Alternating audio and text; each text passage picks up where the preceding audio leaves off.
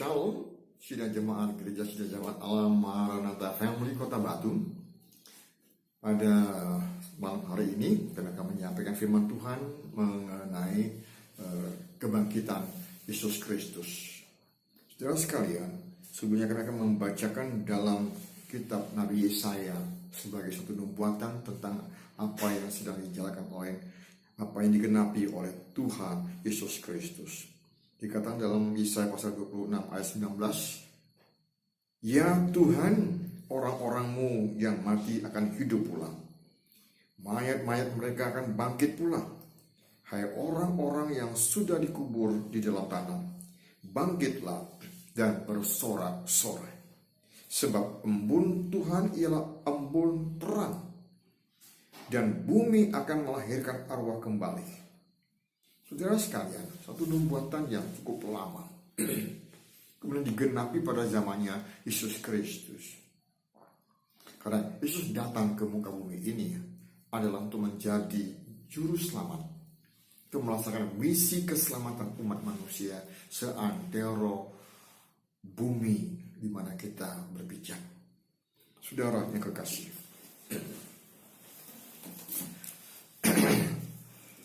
dalam ayat-ayat tersebut kita bisa melihat bagaimana roh-roh orang yang sudah dikubur di dalam tanah ya akan bangkit ya, dan akan bersorak-sorai. Sebab embun Tuhan adalah embun terang, dan bumi akan melahirkan arwah kembali.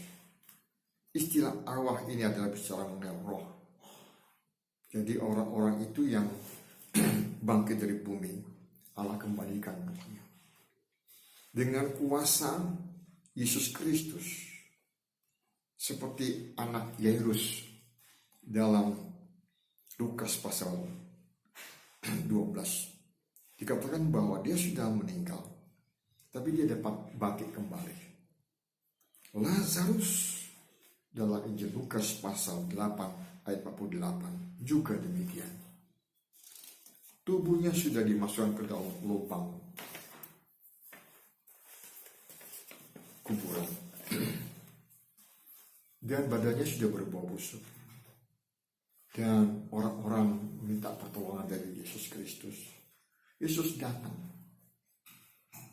ya, Yesus terharu melihat keluarganya menangis terus menerus. Lalu dia berbicara kepada Lazarus yang seluruh tubuhnya dikasih perban sampai ke telapak kaki, sampai ke tangan jari jemari, sampai ke leher, kepala, bahkan mata, mulut pun sudah ditutup ya dengan perban-perban putih itu. Bentuknya cukup mengerikan bagi anak-anak. Tetapi Tuhan mengatakan, "Hai Yesus, keluarlah." Orang yang sudah mati apakah bisa mendengar suara Yesus? Orang yang sudah mati apakah dia bisa berdiri? Apakah dia bisa berjalan melangkahkan kaki sedang dua kakinya itu dibalut sepertinya diikat, tangannya perutnya diikat? Tetapi dengan kuasa Yesus semua balutan itu bisa terlepas, lenyap ya. Dan sehingga Lazarus bisa keluar dalam keadaan tubuh yang kuat dan sehat. Betapa hebat dan luar biasanya nama Yesus. Hebatnya misi Kristus ke muka bumi ini. Karena ia datang untuk mencari orang yang berdosa. Dia datang untuk mencari orang yang tersesat. Dia mencari orang-orang yang mengembara ke sana kemari tanpa tujuan. Karena apa? Karena Yesus Kristus mengasihi umat manusia. Apapun suku mereka, apapun tingkatan derajat hidup mereka di masyarakat, Tuhan Yesus tidak peduli. Dia mengasihi semua orang, semua derajat, semua suku, semua warna kulit, semua bahasa. Yang dia datang, dan dia sudah melakukan banyak kali. Boleh dikatakan ada orang mungkin mengatakan, ada orang yang percaya ya, bahwa Yesus Kristus adalah nabi, pembuat mujizat. Kita kenal nama-nama nabi dari Alkitab. Tetapi nabi yang manakah yang paling banyak melaksanakan mujizat kesembuhan ilahi? Dan orang-orang mengatakan tanpa perlu membawa kitab-kitab sucinya. Ternyata dalam kitab suci juga mereka pun mengatakan bahwa Gusti Yesus Isa Al-Masih adalah Tuhan yang dapat mengadakan mujizat lebih hebat daripada nabi-nabi yang lain. Jadi Yesus datang dengan segala perlengkapannya yang luar biasa, dengan kuasa dan kekuatannya yang luar biasa. Dia datang dengan segala kewibawaannya yang luar biasa, sehingga iblis berjatuhan. Iblis lari pontang-panting. Iblis mundur ketika menghadap kepada Kristus. Iblis takut kepada Kristus. Dan iblis lenyap lari terbirit-birit. Jadi menyelamatkan umat manusia yang dibelenggu dengan kuasa gelap, yang dibelenggu dengan kuasa dosa, yang diikat, dirasuk oleh setan. Yesus dengan dia berseru dan memegang tangannya, maka setan itu, hantu blau, meninggalkan tubuh jasad daripada orang yang dirasuk oleh iblis tadi. Dia menjadi siuman kembali, sembuh kembali, sehat kembali. Saudara yang kekasih, dalam Injil Lukas pasal 4 ayat 39 dan pasal 8 ayat 48 dikatakan bahwa Yesus berdiri di sisi perempuan itu, lalu menghardik demam itu. Ada perempuan yang kena penyakit demam. Ya. Penyakit itu pun meninggalkan perempuan itu dan segera bangun dan melayani mereka. Kesembuhan ilahi terjadi jika seorang perempuan sedang dirasuk atau dihidap oleh penyakit demam yang tinggi. Dalam ayat yang ke-40 dikatakan ketika matahari terbenam, semua orang membawa kepadanya orang-orang sakit yang menderita yang bermacam-macam penyakit, apapun jenis penyakit. Yesus tidak pernah tolak, karena dia sanggup, maha kuasa, untuk memulihkan setiap orang yang sakit keras, yang tak dapat ditangani oleh para medis, dokter-dokter. Tapi Gusti Yesus datang untuk itu, untuk menyelamatkan jiwa, untuk menyembuhkan orang sakit, dan untuk membawa orang ke surga. Ia pun meletakkan tangannya atas mereka masing-masing, dan mereka dan Yesus menyembuhkan mereka yang menderita. Dalam ayat yang ke-41 dikatakan, dan banyak orang keluar, ya, banyak orang yang dirasuk setan mengalami kesembuhan, ya, karena dirasuk setan, dirasuk oleh kuasa gelap. Sehingga dalam kesimpulan ketika Tuhan mengusir setan dari orang-orang yang dirasuk setan itu, dikatakan setan itu berteriak. Ya. Kalau saya berdoa untuk orang sakit, ya, apalagi dirasuk setan, itu ada teriakan.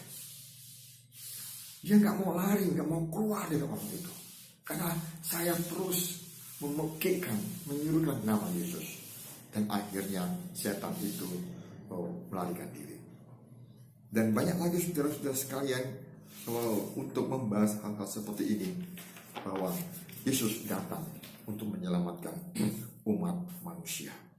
Saudara yang kekasih, waktu kedatangan Yesus itu sudah diambang pintu. Kedatangan yang pertama itu adalah ketika dia datang menjelma sebagai manusia di desa Bethlehem, terpencil dari Yerusalem. Tapi dia menerima proses kelahirannya dari ibu kemanusiaannya itu, Maria. Dan dia memberikan kekuatan, penyertaan, kuasa, kesembuhan. Dan Yesus lahir di situ. Saudara yang kekasih,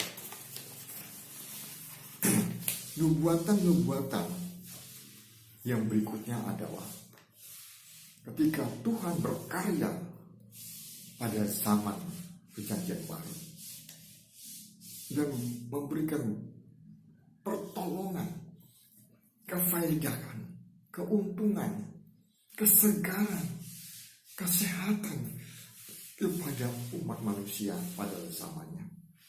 Dan nama Yesus itu juga tetap berlaku sampai sekarang. Tidak hanya untuk menyembuhkan orang-orang yang ada di Timur Tengah, tapi di seluruh Eropa, bahkan dia di seluruh dunia. Dia masih mempunyai hati untuk menolong, menyembuhkan, memulihkan. Jadi saudara-saudara, bila engkau mengalami gangguan dari kuasa setan, kuasa gelap, panggillah nama Yesus. Maka setan akan lari terbili-bili. Dia akan keluar dari anakmu yang kerasukan setan itu. Jadi panggilan nama Yesus. Saudara-saudara yang kekasih, ada 3 hal kondisi kemanusiaan yang belum mengalami kebangkitan tubuh rohani. Ya. Dikatakan di sini bahwa orang-orang yang belum mengenal Yesus, bagaimanakah kehidupan mereka? Dikatakan di sini saudara-saudara kepada orang-orang seperti gambaran orang-orang yang sakit, yang belum dilepaskan. Dikatakan tulang-tulang kami sudah menjadi kering. Sepertinya hidup ini tidak ada artinya sama sekali. Pengharapan pun juga untuk hidup itu, untuk melanjutkan hidup itu pun juga sudah lenyap. Ini kondisi umum. Dan kami sudah hilang dan terhilang dan tidak ada lagi arah tujuan hidup. Masa depannya kabur. Ya. Dan pengharapan kami sudah hilang. Ya. Jadi manusia madesu. Ya, masa depan suram. Semua orang yang berada di luar Kristus yang mengalami tahap kehidupan madesu, masa depan suram. Karena apa saudara-saudara sekalian? Karena mereka tidak percaya atau kurang percaya atau setengah-setengah percaya, tidak memberikan seluruh hatinya, hidupnya kepada Kristus. Dan Yesus Kristus membayar segala tindakannya, pengorbanannya itu melalui doa. Dia Tuhan, dia juru selamat, dia manusia, tapi dia masih berdoa. Betapa indah kerendahan hati Gusti Yesus. Dia membanggakan, hei, ini aku yang ilahi. Meskipun dia adalah yang ilahi, tapi dia tidak menunjukkan itu. Bahkan dia tunjukkan, dia orang jadi sungkan dan akhirnya gak berani minta pertolongan. Nah, Bapak Ibu saudara-saudara, dalam rangka Paskah ini, kesan apakah yang dapat Anda berikan, sampaikan kepada halayak yang Anda turunkan kepada anak atau cucumu? Apa? Bentuknya bagaimana? Yang harus Bapak Ibu Saudara tunjukkan dan perlihatkan dan ajarkan kepada istri, kepada anak-anak mantu cucu. Tanamkan itu, bahwa Yesus Kristus datang untuk menyelamatkan umat manusia. Sudahkah Anda berjumpa dengan Yesus? Sudahkah engkau mengenal pribadi Kristus? Sudahkah engkau mengetahui pengorbanannya ketika dia tergantung di kayu salib Golgota? Sampai kepada dia waktu dia naik ke surga. Dia kembali ke surga. Dan ketika dia kembali ke surga, saudara-saudara sekalian, dia melihat banyak orang menyaksikan. Jadi Yesus naik ke surga dapat dilihat oleh banyak orang. Dan kemudian Bapak Ibu Saudara-saudara sekalian, bila engkau sungguh-sungguh membuka hatimu dan percaya kepada Tuhan, di tempat di mana engkau berada, kami akan doakan saudara. Bagi yang mau didoakan, tundukkan kepalamu dan kami berdoa.